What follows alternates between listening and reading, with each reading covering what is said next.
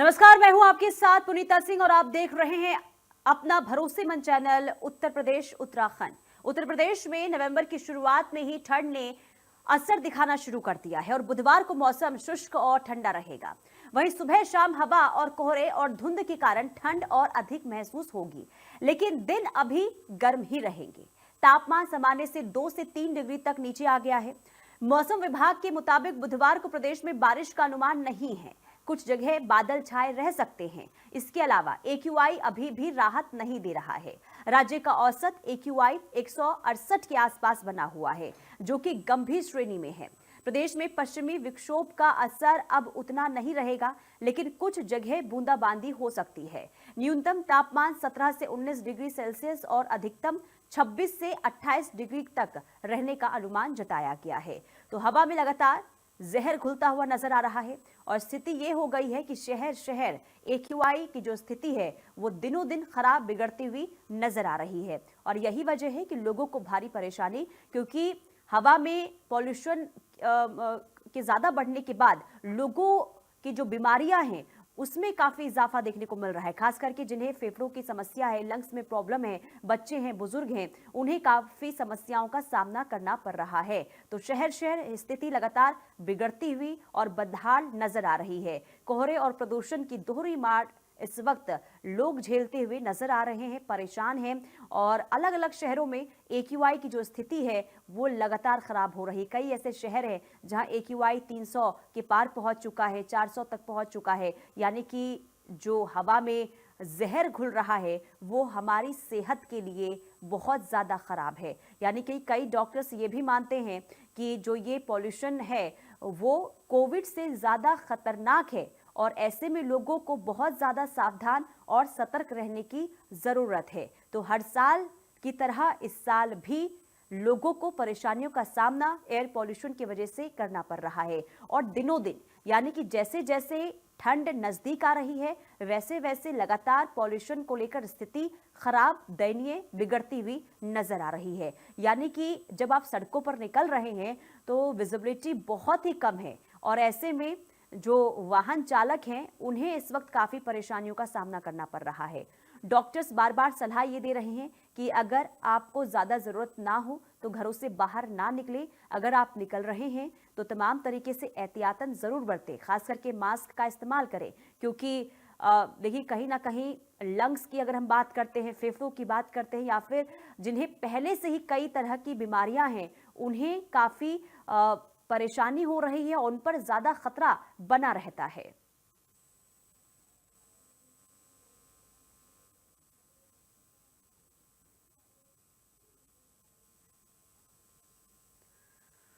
और चलिए ground zero पर चलते हैं और जानते हैं कि आज की ताजा स्थिति आखिर है क्या। अलग अलग शहरों से हमारे साथ हमारे संवाददाता बने हुए हैं। सबसे पहले अकरम खान, मैं आपके पास आऊंगी। अब क्या स्थिति है ग्रेटर नोएडा की और वहां पर क्या हालात AQI को लेकर बने हुए हैं? देखिए, नोएडा, ग्रेटर नोएडा की बात करी जाए तो AQI लेवल जो है वो 212 आज दर्ज किया गया है। इसके अलावा जो न्यूनतम तापमान है वो 17 डिग्री सेल्सियस है और जो अधिकतम तापमान है वो 29 डिग्री सेल्सियस अभी का दर्ज किया गया है। जी। और अगर AQI लेवल जिस तरह से तेजी से बढ़ा था पिछले दिनों में, तो आज के दिन थोड़ी सी राहत कही जा सकती है, क्योंकि मेरे पीछे आप देख सकते हैं कि धूप भी निकली हुई है और जो धुंध है वो थोड़ी सी हल्की कम होती हुई नजर आ रही है। तो इससे कहीं ना कहीं राहत है। जो AQI लेवल वो 212 दर्ज किया गया है वो फिलहाल के लिए एक राहत कही जा सकती है, क्योंकि जिस तरह से वेस्टर्न डिस्टरबेंस बना है उससे दिल्ली NCR में बारिश की संभावना जताई गई थी। तो कुछ इलाके ऐसे हैं ग्रेटर नोएडा में जहां हल्की बूंदाबांदी हुई थी, जिसके बाद जो एयर क्वालिटी इंडेक्स है उसमें थोड़ी राहत जरूर मिली है। इसके अलावा प्राधिकरण की बात करें तो प्राधिकरण की तरफ से भी जो डस्ट स्वीपिंग मशीन है जी। और जो एंटी स्मोक गन है और जो वाटर स्प्रिंकलर मशीन है उनके जरिए जो पेड़ हैं उनको साफ किया जा रहा है। क्योंकि देखिए, ग्रेटर नोएडा ग्रेटर नोएडा की जो पहचान है वो ग्रीनरी के रूप में पहचान है। जितनी भी सड़कों पर आप जाएंगे वहां पर आपको पेड़ पौधे बहुत नजर आएंगे। तो इसी को लेकर भी जो प्राधिकरण है उसके कर्मचारी लगे हुए हैं। और जिस तरह से डस्ट और कंस्ट्रक्शन साइट चल रही थी उसको लेकर भी जिला प्रशासन ने अब छापेमारी शुरू करी है। दादरी के SDM जो है उन्होंने ग्रेटर नोएडा वेस्ट में पहुंचकर बहुत सारे ऐसे कंस्ट्रक्शन साइट्स थी जहां पर खुले में सामग्री पड़ी हुई थी और बिना नेट लगाए हुए, ग्रीन नेट लगाए हुए कंस्ट्रक्शन किया जा रहा था। जी ग्रेप 2 के जितने नियम थे उनका उल्लंघन किया जा रहा था। इसको लेकर बिल्कुल, चालान यानी भी कि किए गए हैं लापरवाही यहाँ पर और बहुत सारी प्रशासन की जो भी देखने को मिल रही है। साइट्स ठीक हैं। है, अकरम खान आप बने रहिए। मथुरा का रुख करते हैं और हापुड़ से भी हमारे संवाददाता जुड़ चुके हैं, संजय त्यागी, और मथुरा से वीर नारायण हमारे साथ बने हुए हैं। वीर नारायण, मैं आपके पास आऊंगी। सबसे पहले तो बताइए ताजा अपडेट क्या है आज मथुरा का?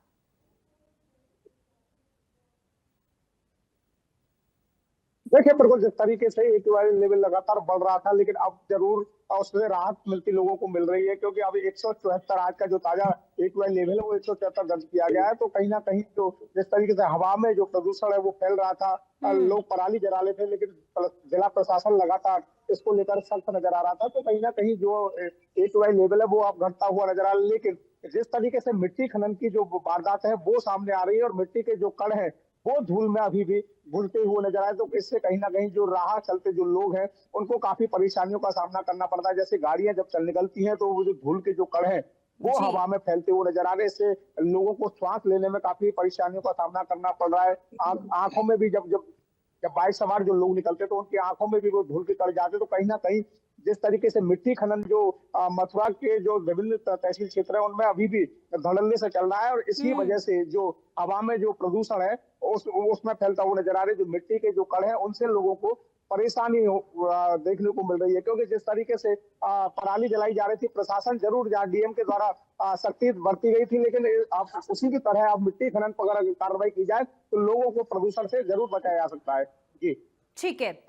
संजय त्यागी, हापुड़ में आज का एक्यूआई क्या है? क्योंकि जो तस्वीरें मैं आपके पीछे देख रही हूँ, राहत देखने को मिल रही है आज। संजय। जी, अगर हापुड़ की बात करें तो आज की अगर हापुड़ की एक्यूआई की बात करें तो हापुड़ में काफी राहत देखने को मिल रही है। धूप भी काफी अच्छी खिल रही है।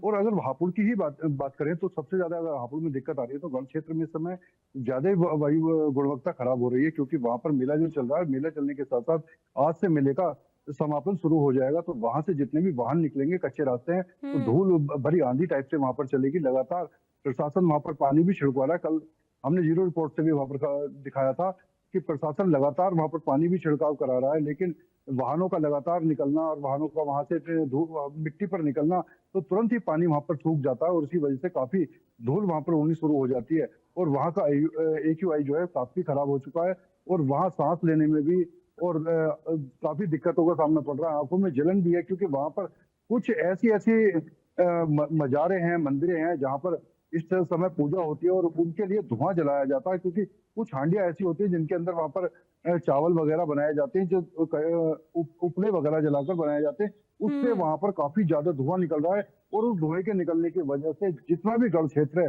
वहां पर मैं वहां पर खुद मौजूद था कल। वहां पर सांस लेना दुश्वार हो गया था, दम घुटना शुरू हो गया था। तो छोटे छोटे बच्चों का भी वहां पर बहुत बुरा हाल हो रहा है, लेकिन उसकी तरफ प्रशासन कभी ध्यान नहीं देता कि इस समय वायु गुणवत्ता काफी खराब है। तो जिस तरीके से ये इस तरीके धुएं वाली चीजें जो है वो बंद करा के वहां पर कुछ और साधन चालू कर देने चाहिए, चाहे गैस वगैरह चालू कराएं या कुछ और साधन करें, लेकिन उस तरफ कोई भी ध्यान नहीं दिया जाता, क्योंकि वो आस्था से जुड़ा हुआ है। तो कहीं ऐसा ना हो कि अधिकारी उस पर ध्यान दे तो आस्था में कोई ना कोई दिक्कत वहां पर सामना करना पड़ जाए। जी देखिए संजय, राहत जरूर है, लेकिन राहत है इसका मतलब ये नहीं कि जो छोटी छोटी चीजें हो रही है उसे नजरअंदाज करना चाहिए। और इस ओर प्रशासन, जो आपने घटना बताई, इस ओर प्रशासन को ध्यान देने की जरूरत है। नहीं तो हो सकता है कि आने वाले दिनों में ये बहुत ही खतरनाक स्थिति इससे उत्पन्न हो जाए। अकरम, मैं ये बताइए कि नोएडा में जो आपने जानकारी दी कि प्रशासन कहीं ना कहीं लापरवाह नजर आ रहा है, लेकिन अगर ऐसे ही लापरवाही बढ़ती गई तो कहीं ना कहीं और भी ज्यादा स्थिति ग्रेटर नोएडा में खराब हो सकती है। हालांकि आपने जो आज का एक्यूआई बताया, राहत जरूर मिल रही है, लेकिन इसे हम ऐसे नहीं छोड़ सकते। यानी कि लापरवाही अगर देखने को मिल रही है तो इस पर सख्त कार्रवाई करने की जरूरत है, ताकि स्थिति आगे आने वाले दिनों में खराब ना हो। बिल्कुल, देखिए आपने सही कहा। जिस तरह से जो कंस्ट्रक्शन साइट चल रही थी, जो एयर क्वालिटी इंडेक्स लगातार बढ़ रहा था, उसको लेकर जब लोगों ने सोशल अभी मेरा मीडिया राइट पर चल रहा अपलोड करना शुरू कर दी तस्वीरें, तो उसके बाद जिला प्रशासन जागा और उसके बाद जो छापेमारी है वो दादरी एसडीएम की तरफ से ग्रेटर नोएडा वेस्ट में करी गई है। लेकिन जेवर का इलाका ले लें और भी हम चाहे इधर हाईवे की तरफ का इलाका ले लें, वहां कहीं भी कोई छापेमारी देखने को नहीं मिली है। लगातार जो कंस्ट्रक्शन साइट्स हैं वो भी चल रही हैं और इसके अलावा जो बेसमेंट है वो भी खोदे जा रहे हैं। तो सिर्फ एक जगह पर खानी पूर्ति करने के लिए कहा जा सकता है, कुछ इस जगह पर जाके छापेमारी की जा रही है, लेकिन इससे एयर क्वालिटी इंडेक्स में कहीं भी कमी होती नजर नहीं आ रही है। जिस तरह से वेस्टर्न डिस्टर्बेंस की बात कही जा रही है, हालांकि अब ये कहा जा रहा है कि जो वेस्टर्न डिस्टर्बेंस से ज्यादा बारिश होने की संभावना थी वो अब कम है, कहीं हल्की फुल्की बारिश हो सकती है, लेकिन उसके बाद सर्दी जो है वो तेजी से बढ़ेगी। और आज भी जिस समय मैं खड़ा हुआ हूँ यहाँ पर जो ठंडी हवा है वो चलना शुरू हो गई है, क्योंकि 4 नवंबर से बताया गया था कि वेस्टर्न डिस्टर्बेंस शुरू होगा, जिसके बाद 9 से 10 नवंबर तक इसी स्थिति रहेगी और जो सर्दी है उसका एहसास बढ़ जाएगा। तो कहीं ना कहीं अगर और बारिश होती है जैसी संभावना जताई गई है तो जो एयर क्वालिटी इंडेक्स है उसमें और कमी देखी जा सकती है। लेकिन फिलहाल जितना चाहे वो परिचौका इलाका हो, वहां पर जो ट्रैफिक का दबाव है उसकी वजह से भी एयर क्वालिटी इंडेक्स सबसे ज्यादा है। और जितने यमुना इलाका हो जहां एयरपोर्ट बन रहा है उसके आसपास भी बड़ी संख्या में कंस्ट्रक्शन साइट चल रही हैं। तो स्थिति बेहद खतरनाक है, जिसको लेकर जो डॉक्टर हैं और जो पर्यावरण विशेषज्ञ हैं उन्होंने भी लोगों को सलाह दी है। और सबसे ज्यादा जो इफेक्ट होता है वो बच्चे, बुजुर्ग और गर्भवती महिलाओं पर होता है। लेकिन अब ये अगर इसी तरह से एयर क्वालिटी इंडेक्स बना रहा हाई उच्च स्तर पर, तो कहीं ना कहीं जिला प्रशासन को भी ये सोचना होगा, जो मासूम बच्चे सुबह के समय में स्कूल जा रहे हैं तो उनके समय में भी चेंज करने के लिए उनके जो पेरेंट्स हैं वो मांग कर रहे हैं। और इसके अलावा जो डॉक्टर लेकिन अकरम, क्या स्वास्थ्य विभाग की तरफ से किसी तरीके का अलर्ट जारी किया गया है या फिर कोई चेतावनी दी गई है किसी तरीके से प्रिकॉशंस लेने को लेकर, अकरम? देखिए, जो जिला अस्पताल है उसकी तरफ से जिस तरह से दीपावली के बाद से लगातार एयर क्वालिटी इंडेक्स बढ़ा था, तो उसके बाद जो सीएमएस हैं अजय राणा, उन्होंने साफ कहा था कि हमारी तैयारियां पूरी हैं। और कुछ ऐसे वार्ड्स भी बनाए गए थे जहां पर अगर इस तरीके की जो जैसे बुजुर्ग लोग हैं उन्हें सांस लेने में दिक्कत है या उससे प्रभावित लोग हैं तो वो तत्काल उनको उनका इलाज किया जा सकता है। लेकिन अब थोड़ी थोड़ी आंकड़ों में कमी आती जा रही है। इससे पहले लगातार भीड़ बढ़ती जा रही थी, जिला अस्पताल हो, प्राइवेट अस्पताल हो, तमाम जगह पर ऐसे लोग थे जो एयर क्वालिटी इंडेक्स के बढ़ने से प्रभावित हो रहे थे, वो लोग पहुंच रहे थे। और ऐसे में डॉक्टरों की तरफ से भी ये सलाह दी गई थी कि जो मॉर्निंग वॉक कर रहे हैं वो कम निकलें जब तक स्थिति सामान्य नहीं हो जाती। इसके अलावा अगर मार्केट में या कहीं जा रहे हैं तो N95 या उससे बेहतर तकनीकी का कोई अगर मास्क हो तो उसको लगाकर निकलें, क्योंकि सीधे फेफड़ों पर असर हो रहा है। उसके बाद आंखों में जलन और गले में खराश तो हो ही रही है, लेकिन इसका असर सीधा फेफड़ों पर होता है और इसकी वजह से ज्यादा लोगों को दिक्कतें हो रही थी। तो इसको लेकर भी जिला अस्पताल और स्वास्थ्य विभाग की तरफ से अलर्ट जारी किया गया था। लेकिन जिस तरह से एयर क्वालिटी इंडेक्स में थोड़ी कमी हुई है वो कहीं ना कहीं नोएडा, ग्रेटर नोएडा के लिए एक राहत की बात कही जा सकती है। और अगर वेस्टर्न डिस्टर्बेंस के जरिए बारिश होती है तो और ज्यादा राहत नोएडा, ग्रेटर नोएडा के लोगों को मिलेगी। ठीक है, यानी कि इंतजार अब बारिश का करना होगा। अब देखना यही होगा कि बारिश आखिर होती कब तक है। लेकिन वीर नारायण, मथुरा में जो आपने स्थिति बताई और जो लापरवाही प्रशासन की बताई, अब क्या लोगों में जागरूकता देखने को मिल रही है? भले ही देखिए आप बता रहे हैं कि आज स्थिति बहुत ठीक है वहां की, लेकिन बीते दिनों को हम भूल नहीं सकते जब धुंध की मार लोग झेलते हुए नजर आ रहे थे। ऐसे में लोग कितने जागरूक नजर आ रहे हैं और प्रशासन सख्ती बढ़ाने को लेकर क्या आगे कदम उठा रही है या उठाएगी? देखिए, बिल्कुल जिस तरीके से खेतों में धान की पराली जलाने की जो घटनाएं सामने आ रही थी उस पर तो प्रशासन पूरी तरीके से कंट्रोल कर चुका है और किसान इसको लेकर के जागरूक भी हुए हैं। लगातार जो मथुरा के जो डीएम है चंद्र प्रकाश सिंह, उन्होंने सभी एसडीएमओ को ये निर्देश दिए गए थे कहीं किसी के खेत में पराली ना जलाई जाए, क्योंकि धान की जब पराली खेतों में जलती है तो आसमान में धुंध पूरी तरीके से छा जाती है और लोगों को सांस लेने में परेशानियों का सामना करना पड़ता है, क्योंकि जो जहरीला जो धुआं है वो हवा में फैलता है। इसको लेकर के कहीं ना कहीं प्रशासन ने जिस तरीके से शिकंजा, कानून का शिकंजा, कई लोगों को एफआईआर भी दर्ज कराई गई। कई जिम्मेदार जो अधिकारी हैं, यानी पंचायत सचिव है, चाहे लेखपाल है, उनके खिलाफ निलंबन की कार्रवाई की। उस पर तो प्रशासन ने अच्छे से अंकुश लगा दिया, लेकिन जो मिट्टी खनन की जो वारदात है उन पर कहीं कोई कार्रवाई नहीं हो रही है। और लगातार मिट्टी खनन के चलते ही, क्योंकि बड़ी बड़ी जो जेसीबीयां हैं वो खेतों में जब चलती हैं तो धूल के जो कण हैं वो हवा में उड़ते हैं और एक दो नहीं बल्कि सड़कों पर जब डंपर जो फर्राटे भरते हुए नजर आते हैं, धूल उड़ती हुई जाती है। उनके जो मानक है उन मानकों को कोई पूरा करता नजर नहीं आ रहा। देखिए मेरे पीछे आप देख सकते हैं, जहां मेरी मौजूदगी है वहां मिट्टी के बड़े बड़े ढेर लगे हुए हैं। आप देखिए तस्वीरों के माध्यम से किस तरीके से तो हालात है, मिट्टी यहाँ डंप की जाती है और यहाँ से डंप कर इस मिट्टी को सड़कों से होकर जगह जगह डालने का काम किया जा रहा है। तो लगातार जो प्रशासन की जो लापरवाही है वो अभी भी यहाँ पर, जिस तरह के खनन से अधिकारियों की जेब में सीधा जो मोटा जो पैसा जाता है, चोरी से ये खनन किया जाता है, तो खनन को लेकर के जो अधिकारी जिन पर कार्रवाई की जानी चाहिए थी वो कार्रवाई होती नजर है। इसका खामियाजा जो है वो राह चलते लोगों को उठाना पड़ता है, क्योंकि सड़कों की जो स्थिति है वो खस्ताल है, और खस्ताल धूल के जो कण है वो साफ तौर से उनके आंखों में और मुंह पर लगते हुए नजर आते। सांस लेने तो दिमाग के और जो सांस के जो मरीज हैं उनको खासी परेशानी का सामना करना पड़ता है, लोग बीमारी का शिकार होते नजर आ रहे हैं। जी नहीं, लेकिन इस ओर ध्यान प्रशासन का क्यों नहीं जा रहा है? क्या पता नहीं है प्रशासन को, या फिर सब कुछ पता होकर भी आंखें बंद किए हुए प्रशासन है? क्या वजह आ रही है लापरवाही बरतने की?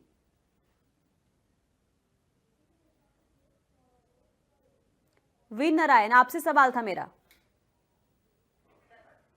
चलिए ठीक है, वीर नारायण के पास जाएंगे, लेकिन संजय त्यागी मैं आपके पास आऊंगी, क्योंकि देखिए शहर शहर जो चीजें निकलकर सामने आ रही है वो ये कि हवा में जहर घुल रहा है, लेकिन लापरवाही प्रशासन की भी देखने को मिल रही है। अगर कोई सख्त कदम नहीं उठाया जाता है तो हो सकता है कि स्थिति बहुत ही ज्यादा बदहाल नजर आएगी, अगर ऐसे ही लापरवाही देखने को मिलेगी। क्योंकि आपने भी जो जानकारी दी कि हापुड़ में भी प्रशासन लापरवाह बना हुआ है, तो आखिर इंतजार किस बात का हो रहा है? एक्शन या कार्रवाई क्यों नहीं हो रही है तमाम चीजों पर?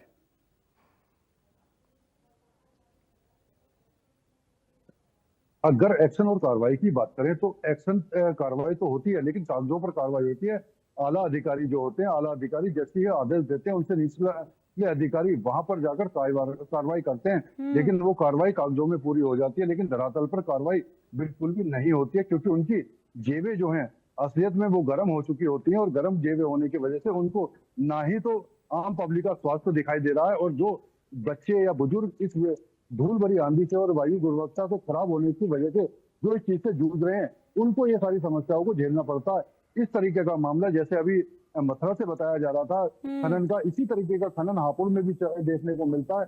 जगह जगह खनन चल रहा है, और अगर खनन की सूचना भी वहां पर दी जाती है, गाँवों के द्वारा या मीडिया के द्वारा भी सूचना दी जाती है, तो उस पर यह बोल दिया जाता है कि वहां से हमें लाइव लोकेशन भेजो, हमें ये करो, क्योंकि सबकी साठगांठ होती है और सबकी साठगांठ से ही ये खनन चलता है। बिना अगर सरकार की साठगांठ ना हो तो खेत में से एक ट्रॉली मिट्टी नहीं उठ सकती। वहां तो डंपरों के डंपर उठते हैं। हापुड़ की बात करें तो हापुड़ में तो कई कई मीटर गड्ढे भी इन लोगों ने ऐसे कर रखे हैं, लेकिन चाहे रात हो या दिन हो वहां पर डंपर चलते हैं। डंपरों को मानकों के अनुसार ना ही तो ढककर ले जाया जाता है, जबकि मानक के अनुसार होता यह है कि जितने भी खनन के लिए डंपर लगते हैं और उन पर जब मिट्टी लेकर लाई जाती है तो उनको ढककर लाना होता है, और वो खुलेआम मिट्टियां ऐसी चलती है कई। और अगर अधिकारियों से बात करें तो हाईवे बन रहे हैं, हाईवे के लिए मिट्टी पास हो चुकी है, ये हो चुके हैं।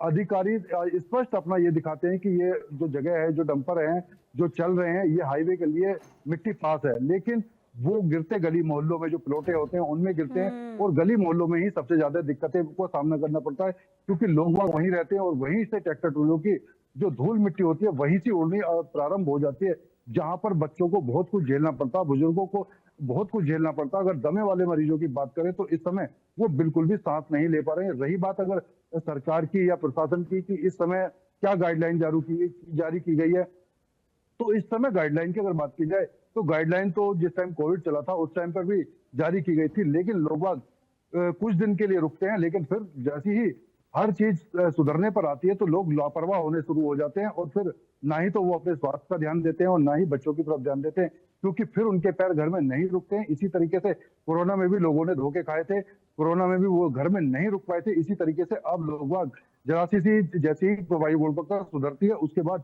लापरवाह हो जाते हैं और सड़कों पर इधर उधर दिखाई देने शुरू हो जाते हैं। जी लेकिन क्या देखिए जो आपने स्थिति बताई वो चिंताजनक है संजय, क्योंकि अगर इस तरीके से लापरवाही होती है तो सवाल ये कि आखिर पॉल्यूशन पर रोक लगाई जाए, फिर ऐसे जो भ्रष्ट अधिकारी हैं क्या उन पर रोक लगाई जाए? यानी कि देखिए किस तरीके से एक गलती की वजह से जो आम लोग हैं उन्हें खामियाजा भुगतना पड़ता है। संजय, क्या अब तक यानी कि पहले के मुकाबले या अब की स्थिति की अगर हम बात करते हैं, क्या मरीजों की संख्या में इजाफा हो रहा है क्या, जो पॉल्यूशन की स्थिति लगातार बढ़ती हुई नजर आ रही है हापुड़ में?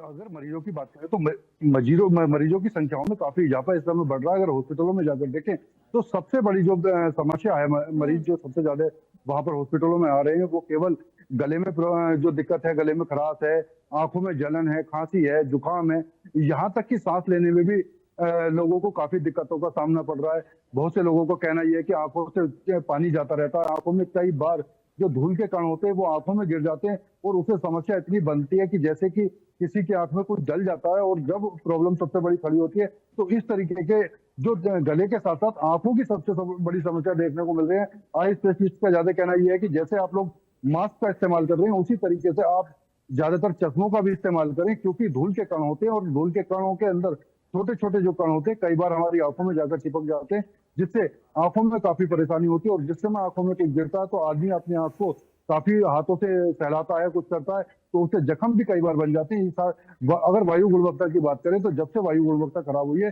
सबसे ज्यादा गले, आंख और नाक, इन तीनों चीजों को सबसे ज्यादा सामना करना पड़ रहा है। और बात की जाए जैसे कि दमे के पेशेंट है, दमे के पेशेंट है वो तो इस समय बहुत ही ज्यादा एहतियात की जरूरत पड़ रही है, क्योंकि वो जैसे ही घर से बाहर निकलते हैं तो उनकी कई बार ऐसी स्थिति बन जाती है कि उन्हें इनहेलर का सहारा भी लेना पड़ता है। जी ठीक है, बहुत शुक्रिया आपका संजय और अकरम खान, आपका भी बहुत शुक्रिया तमाम जानकारी देने के लिए। तो देखिए, प्रशासन तो लापरवाह है, लेकिन आप लापरवाह ना बने। अगर आप घर से बाहर निकलते हैं तो प्रिकॉशंस ले ताकि आप सुरक्षित रहे और स्वस्थ रहे। चलिए, इसी के साथ इस बुलेटिन में इतना ही। बाकी खबरों के लिए आप देखते रहिए इंडिया न्यूज़ उत्तर प्रदेश उत्तराखंड।